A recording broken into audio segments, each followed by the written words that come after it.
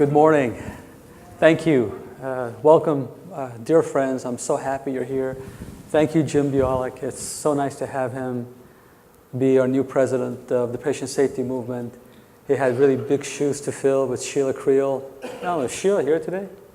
And he's filling it well, all except the ones with high heels. He's doing a good job, really good job. And we started this movement with a summit.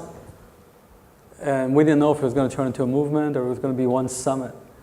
And we decided there's just too many people, too many loved ones, too many friends and families that were dying from preventable causes in hospitals. It's become the third leading cause of death. And whether the number is 200,000 or 400,000 or one, it's one too many. I'm so happy to report that because of your efforts in 2014, with 500 hospitals making commitment to zero preventable death, the number of lives saved is 1 plus 6,213. Give yourself a round of applause.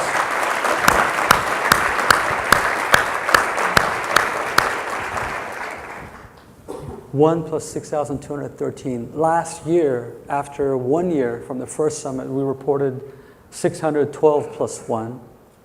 And we'd hoped we would grow it by an order of magnitude by this year.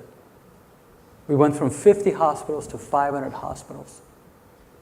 Imagine if these 500 hospitals that you represent, imagine if each one of you not only implement all of the apps that we've come up here with together, but get 10 of your colleagues from 10 other hospitals to join in. By next year, we'll have 5,000 hospitals. And maybe we'll have 60,000 lives saved annually. It's okay if we beat our goal of zero by 2020. We just wanted to make sure we meet the goal by 2020. And we can, we really can. And that's what's so reassuring. It's what it has made the hope we had seem real. And I just want to thank you for making that reality happen. It couldn't have been done by one person or a few people. It had to be something that all of us did, all of you did. I'm also happy to report that the CMS reported that from 2010 to 2013, the work that Partnership for Patients has done with over 3,700 hospitals saved 50,000 lives and reduced hospital-acquired conditions by 1.3 million. So we are happy that we've got people from both CMS, CDC, obviously from the elected side to the people in the trenches, in the front line that are doing the work, so that hopefully we do get to zero by 2020.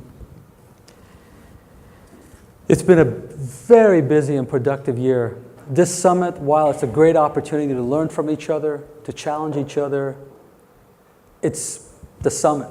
It's the work between here and now next year's summit, like the work between here and last year's summit, that allows us to come up here and believe we've made a difference and have made a difference.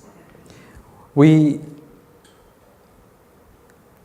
did that again, not because of the efforts of one, but so many people. So many people have stepped up with a deep commitment to create this creative network of cooperation. From Charlie Michelli at University of Vermont Health Network to Kevin McQueen from Tri-City Hospital in San Diego. From Senator Boxer's calling on all California hospitals to not sit idle, to make our hospitals in California 100% safe. To Senators Harkin and Wyden, who at the time were chairmen of the Health Committee and the Finance Committee, who asked the General Accounting Office, the GAO, to study hospitals, find out what the best practices are so that they can hopefully make it common practices. Best practices exemplified by the efforts of people like David Mayer at MedStar, who's pushing the envelope for transparency, for aligning incentives, and for taking responsibility. To the wonderful work of UCSF in identifying sepsis early and saving lives because of it. I'm proud to say we were able to get President Carter to join in. He has agreed to take the top 3 hospital institutions that save the most lives by June of this year to a fishing trip. Yes, a fishing trip with President Carter, fly fishing. It's going to be fun, but I think he sees the gravity, the seriousness of it, and wanting to do what he can to join in and help encourage the people that can make the difference, make the difference.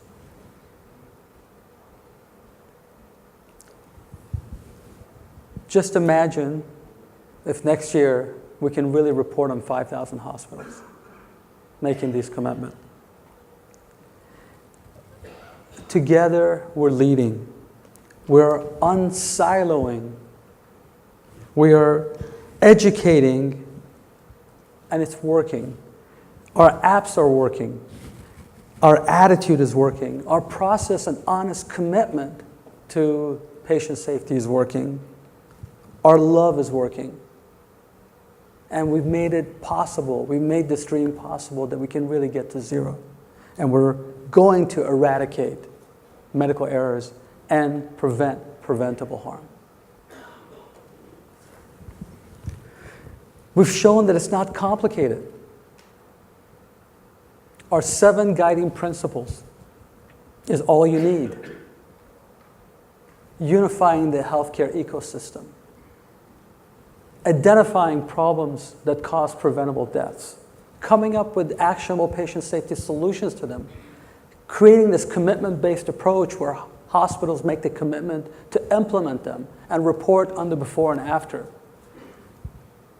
Get medical technology companies to step up and share their data so that computers can do what is easy for them to do, to look at this data coming through and help predict the onset of terrible things that are happening well before it happens. And we've been able to bring the word love and patient dignity into the equation.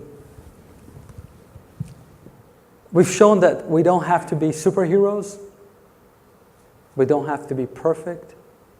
We've shown that by being passionate and that by making the very simple decision, the fundamental decision that to eradicate what I call the tyranny of apathy, which is what's causing these preventable deaths. It starts with us. We have to be the ones to decide we're going to lead us out of that tyranny of apathy. It's that underlying notion that makes everything else seem so simple. President Clinton once said, every time we've shown the example of our power, we did not get far. We did not accomplish what we wanted to accomplish. But it's the power of our example that has helped pave the way for the good things that have happened. We need to be that example, each one of us.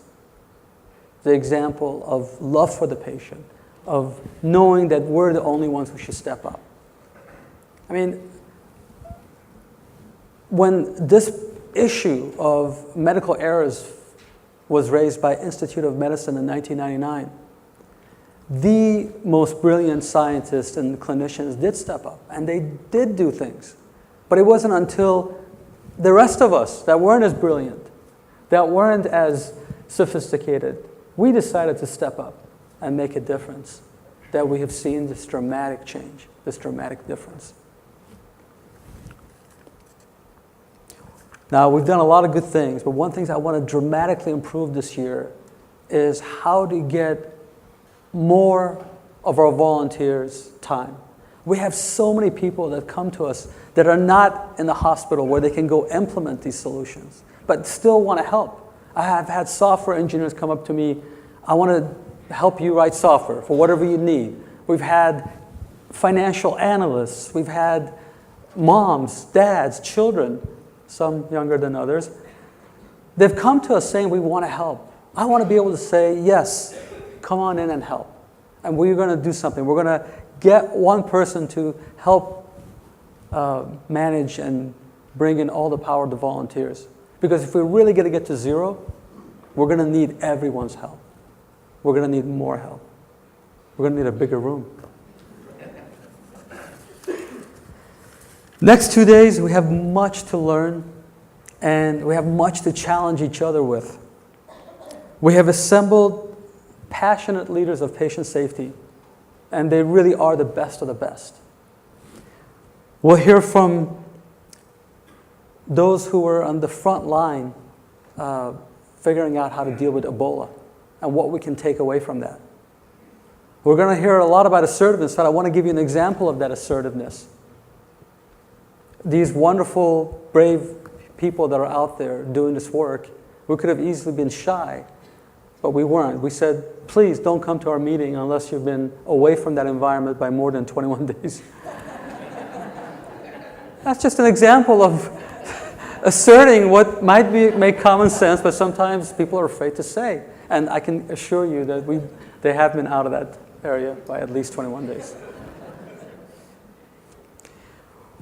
We'll hear from large employers and the media about their perspective and their advocacy on patient safety. We'll hear from President Clinton once again, and he's committed to be here with us till 2020, and I'm really appreciative. We're all very appreciative of his commitment to what we're trying to do. We'll hear from Senator Klobuchar, Congressman Rohrabacher, Congressman Paulson about their perspectives and what government can do to help us get to zero by 2020. We'll hear from the Vice President of the United States of America about the Obama administration's commitment to patient safety and our goal of zero by 2020. We'll introduce 3 new actionable patient safety solutions: sepsis, optimal resuscitation, and probably my favorite, assertiveness. And assertiveness not just by the patients, but by the healthcare professionals. And we'll talk about that. We'll also be moved by the stories of families who have unfortunately paid the big price of this tyranny of apathy. We'll hear unfortunate, deeply felt sorrows and how it hurt the families. But their commitment, their amazing heroism to step away from that and to say, we're going to make sure one less family feels this hurt. We're going to be able to reflect by listening to the music of McKenna Lee and the Microfixers, Alan Bergman, and John Waite. And hopefully,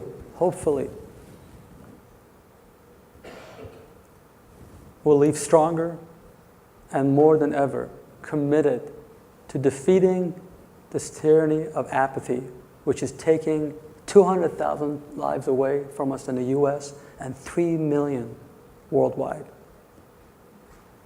So thank you for coming. Thank you for committing. You're not just attending, you are leading. And with that, I'm so happy to welcome the first panel led by Dr. Richard Cremona, the 17th US Surgeon General, an amazingly generous man, an amazingly brilliant man, from a very humble beginning to still a very humble man, but doing so much for us and the country and worldwide. Dr. Cremona, please.